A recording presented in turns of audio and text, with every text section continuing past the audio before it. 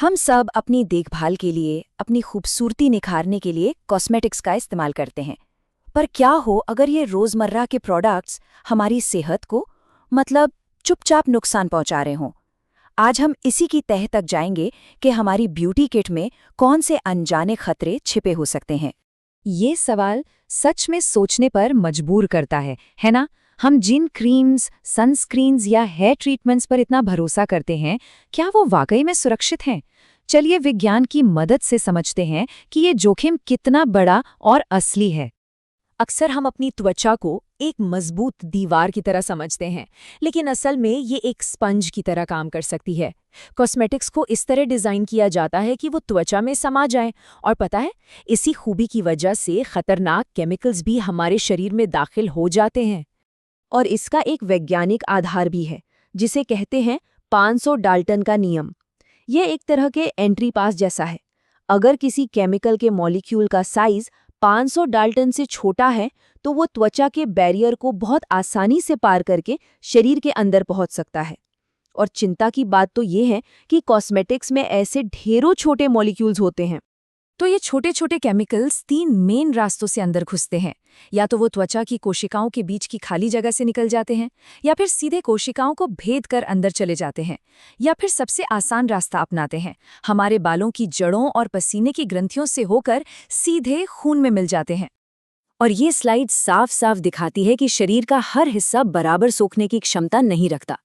अगर हम अपनी बांह को बेसलाइन माने, तो हमारा माथा 6 गुना और हमारी पलकें 12 गुना तेजी से केमिकल सोखती हैं। इसका मतलब यह है कि चेहरे और सिर पर लगाए गए प्रोडक्ट्स का असर कहीं ज्यादा गहरा हो सकता है। अच्छा, अब बात करते हैं उन खतरनाक मेहमानों की जो हमारे शरीर में घुसकर बैठ जाते हैं और फिर सालों तक नुकसान पहुंचाते रहते हैं। इनमें सबसे पहले आते हैं भारी धातु, यानी कि हेवी मेटल्स। उदाहरण के लिए स्किन लाइटनिंग क्रीम्स को ही देख लीजिए।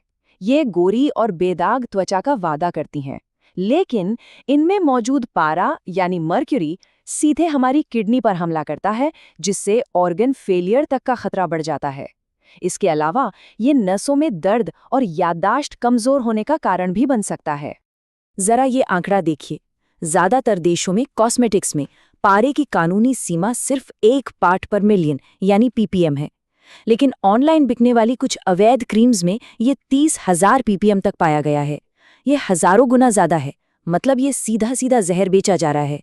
और ये सिर्फ पारे की ही बात नहीं है। लिपस्टिक और आईशैडो में मिलने वाला सीसा यानी लेड दिमाग की सेहत पर बुरा असर डालता है।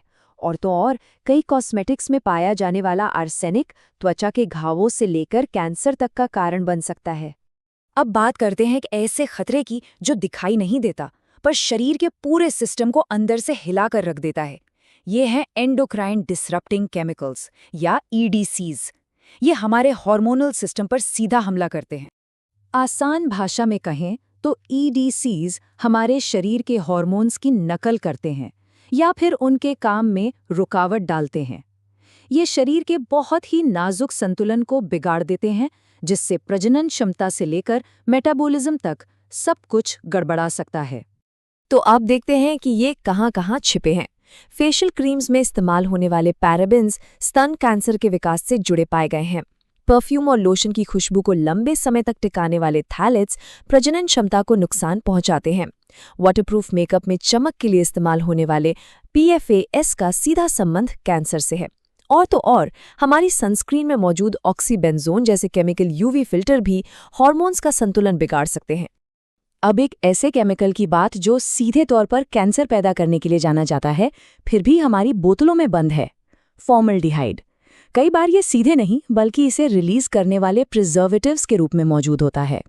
जब भी कोई प्रोडक्ट खरीदा जाए तो उसके लेबल पर इन नामों को जरूर देखना चाहिए: DMDM हाइडेंटोइन, क्वाटेनियम 15 और यूरिया से जुड़े दूसरे नाम। ये ऐसे केमिकल्स हैं जो प्रोडक्ट को खराब होने से बचाने के लिए धीरे धीरे फॉर्मल्डिहाइड गैस छोड़ते रहते हैं।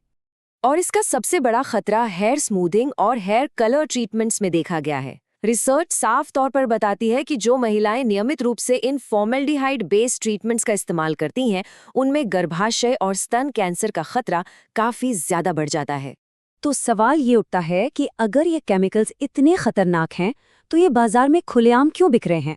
जवाब है नियमों और कानूनों में भारी कमियां। ये स्लाइड इस फर्क को बिल्कुल साफ दिखाती है। जहां यूरोपीय संघ ने 1300 से ज्यादा खतरनाक केमिकल्स पर पाबंदी लगाई है, वहीं अमेरिका जैसे कई देशों में ये संख्या उंगलियों पर गिनी जा सकती है। ये सुरक्षा के मानकों में एक बहुत बड़ी खाई है। ऑनलाइन मार्केटप्लेस ने तो इस खतरे को और भी ज्यादा बढ़ा दिया है। स्रोत इसे एक वैश्विक आपराधिक उद्यम कहते हैं, जहां मुनाफे के लिए लोगों की जिंदगियों को दांव पर लगाकर जहरीले और अवैध प्रोडक्ट्स बेचे जा रहे हैं। और यहीं पर ब्यूटी जस्टिस का सिद्धांत सामने आता है। ये बताता है कि ये स्वास्थ्य जोखिम समाज के सभी वर्गों पर समान रूप से नहीं पड़ता। अक्सर खास तौर पर अश्वेत महिलाओं के लिए बनाए गए प्रोडक्ट्स जैसे हेयर रिलैक्सर्स और स्किन लाइटनर्स में सबसे ज्यादा मात्रा में हानिकारक रसायन पाए जाते हैं। तो अब सबसे जरूरी सवाल, हम खुद को इस जहरीली सुंदरता से कैसे बचा सकते हैं? अच्छी खबर ये है कि सही जानकारी और थोड़ी सी सावधानी से अपनी सेहत की रक्षा की जा सकती है। सबसे पहले तो लेबल पढ़ना अपनी आदत बना लीजिए। जहां फ्रेग्रेंस या परफ्यूम लिखा हो उनसे बचें, क्योंकि उनमें थैलेट्स हो सकते हैं। फॉर्मेल्डिहाइड रिलीज करने वाले केमिकल्स के नाम पहचानना सीखें। सनस्क्रीन खरीदते वक्त केमिकल फिल्टर की जगह जिंक ऑक्साइड या टाइटेनियम डाइऑक्साइड वाले मिनरल सनस्क्रीन चुनें। और किसी भी नए या शक्तिशाली प्रोडक्ट को इस्तेमाल करने से पहले हमेशा डर्मेटोलॉजिस्ट से सलाह लेना ही सही है। आखिर में बस इतना याद रखना है कि खूबसूरती की असली कीमत हमारी सेहत कभी नहीं हो सकती। अगली बार जब कोई कॉस्मेटिक प्रोडक्ट उठाया जाए तो उसके लेबल को ध्यान से पढ़ें, क्योंकि जानकारी ही सबसे बड़ा बचाव है।